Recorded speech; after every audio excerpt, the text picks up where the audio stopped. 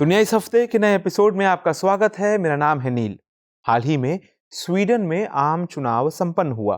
ये चुनाव स्वीडन के चुनाव प्राधिकरण द्वारा रिक्सडैग, निकाय परिषदों एवं क्षेत्रीय परिषदों के लिए कराया गया। आपको बता दें कि रिक्सडैग स्वीडन की संसद का नाम है। 15 सितंबर को घोषित अंतिम नतीजों में स्वीडन डेमोक्रेट पार्टी के नेतृत्व में दक्षिणपंथी गठबंधन को 176 सीट पर, जबकि वामपंथी गठबंधन को 173 सीटों पर जीत हासिल हुई। वाम गठबंधन का नेतृत्व करने वाली वर्तमान प्रधानमंत्री मैग्डलेना एंडरसन ने अपनी हार मानते हुए प्रधानमंत्री पद से इस्तीफा दे दिया।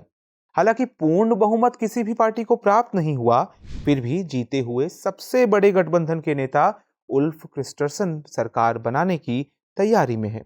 उल्फ क्रिस्टरसन मॉडरेट पार्टी के अध्यक्ष हैं। आज के एपिसोड में हम इसी विषय से जुड़े विभिन्न पहलुओं को समझने की कोशिश करेंगे कि ये चुनाव चर्चा में क्यों है, इससे स्वीडन की राजनीति में क्या बदलाव आने वाला है, और ये भी कि इस चुनाव का राष्ट्रीय एवं अंतर्राष्ट्रीय स्तर पर क्या महत्व है। आइए पहले स्वीडन की राजनीतिक संरचना को समझ लेते हैं।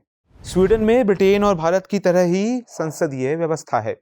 वर्ष 1971 से रिक्सडैग एक सदनीय संसद है, जिसके सदस्यों का कार्यकाल 4 वर्षों का होता है। लेकिन ब्रिटेन और भारत के विपरीत स्वीडन का प्रधानमंत्री सरकार और राज्य दोनों का मुखिया होता है। प्रधानमंत्री को राज्य मंत्री भी कहा जाता है। प्रधानमंत्री का चयन रिक्सडैग या स्वीडन की संसद द्वारा किया जाता है। रिक्सडैग का अध्यक्ष चुनाव के बाद जीते हुए दलों से विचार विमर्श करके प्रधानमंत्री के लिए किसी उम्मीदवार को नामित करता है। नामित व्यक्ति के नाम पर वोटिंग होती है। अगर 175 से अधिक सदस्य नामित प्रधानमंत्री के नाम पर असहमत होते हैं, तो ही रिक्सडैग का अध्यक्ष प्रधानमंत्री पद के लिए किसी दूसरे उम्मीदवार की खोज करेगा, अन्यथा नामित व्यक्ति प्रधानमंत्री चुन लिया जाएगा।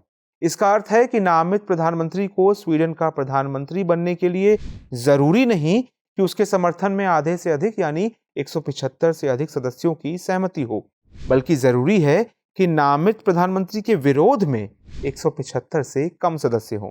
इसे ही नेगेटिव पार्लियामेंटेरियज्म कहते हैं। चयनित प्रधानमंत्री अपने अनुसार अन्य मंत्रियों की नियुक्ति करता है। अगर स्वीडन की राजनीतिक बदलाव की बात करें तो पिछले 2 दशकों में कई पार्टियों के आने से स्वीडन का राजनीतिक परिदृश्य काफी बदल गया है। दलों की संख्या 5 से बढ़कर 8 हो गई है। Sweden Democrat party, moderate party, Christian Democrat party आदि दक्षिणपंथी विचारधारा वाली पार्टियां हैं, तो वहीं वामपंथी विचारों में विश्वास रखने वाली social democratic party, green party, left party आदि हैं। ऐसा पहली बार होगा जब सत्ता वामपंथियों से दक्षिणपंथियों के हाथों में जाएगी। असल में पारंपरिक रूप से वामपंथी सोशल डेमोक्रेटिक पार्टी और मॉडरेट पार्टी के नेतृत्व में रूढ़िवादी गठबंधन के बीच वैचारिक संघर्ष मौजूद था।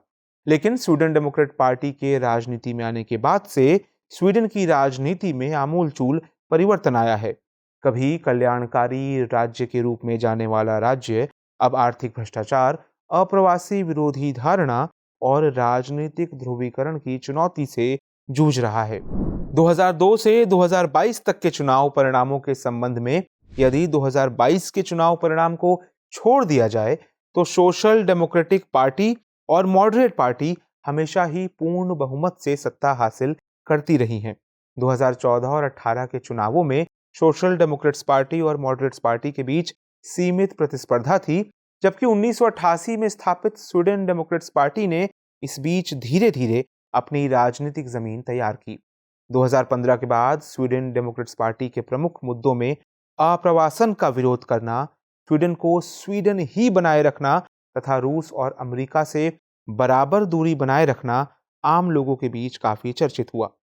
अप्रवास विरोध को अपना मुख्य मुद्दा बनाने के साथ पार्टी ने मुस्लिमों, मध्य पूर्व के शरणार्थियों और बाल्कन के मुद्दों पर अपने विचार प्रदर्शित किए, जिससे पार्टी की लोकप्रियता में और वृद्धि हुई। प्रवासी आबादी में वृद्धि के साथ साथ नस्लवाद और जेनोफोबिया में भी वृद्धि देखी गई, जिससे निपटने के लिए स्वीडन डेमोक्रेट पार्टी ने जीरो टॉलरेंस की नीति अपनाने की बात की।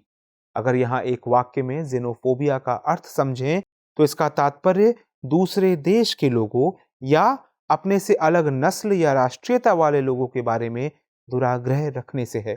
अब सवाल है कि अंतर्राष्ट्रीय राजनीति के दृष्टिकोण से भविष्य में कौन कौन से राजनीतिक परिवर्तन स्वीडन में दिखाई दे सकते हैं।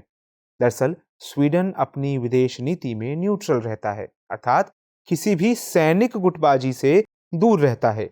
इस संबंध में स्वीडन ने नाटो और वॉर्सो पैक्ट से भी दूरी बनाए रखी।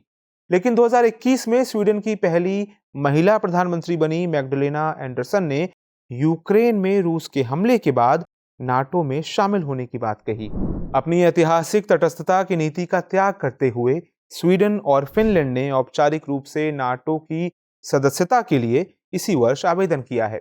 हालांकि 1952 से नाटो के सदस्य रहे तुर्की ने स्वीडन और फिनलैंड की सदस्यता का विरोध किया है। तुर्की का कहना है कि ये देश आतंकवादी संगठन कुर्द समूह को संरक्षण देते हैं। दरअसल स्वीडन वर्षों से उदार और प्रगतिशील विचारों का समर्थक रहा है, जो उसकी तरक्की का प्रमुख कारण है। स्वीडन का सामाजिक और सांस्कृतिक विकास किसी से छिपा नहीं है। इस संबंध में नाटो का सदस्य बन जाने पर स्वीडन को कुछ हद तक अमेरिका जैसी शक्ति के साथ समझौता करना पड़ेगा। वर्षों से तटस्थ और स्वतंत्र विदेश नीति पर नाटो का प्रभाव देखने को मिल सकता है। दूसरी तरफ रूस भी लगातार अपना प्रभाव बढ़ाने में लगा हुआ है। नवगठित सरकार के लिए सबसे बड़ी चुनौती ये होगी कि वो रूस और अमेरिका के बढ़ते प्रभाव से कैसे निपटे।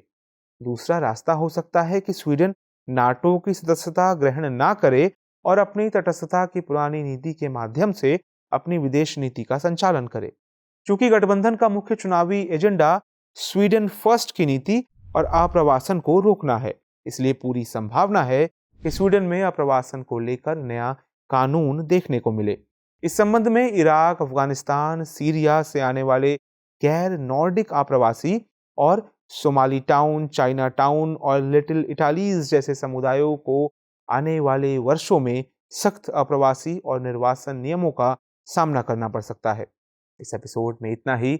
आइए अब आज का सवाल नोट कर लेते हैं। सवाल है, राष्ट्रीय और अंतर्राष्ट्रीय राजनीति के दृष्टिकोण से 2022 के स्वीडन चुनाव का विश्लेषण कीजिए। आज के दुनिया इस हफ्ते के एपिसोड में इतना ही। आपको यह एपिसोड कैसा लगा? क्या आप कुछ बदलाव देखना चाहेंगे? कमेंट सेक्शन में अपनी प्रतिक्रिया जरूर दें। हमें आपकी प्रतिक्रियाओं का इंतजार रहता है। नमस्कार। हमें आपसे साझा करते हुए हर्ष हो रहा है कि संघ लोक सेवा आयोग मुख्य परीक्षा 2022 में दुनिया इस हफ्ते कार्यक्रम से आए अंतर्राष्ट्रीय संबंध के 75% प्रश्न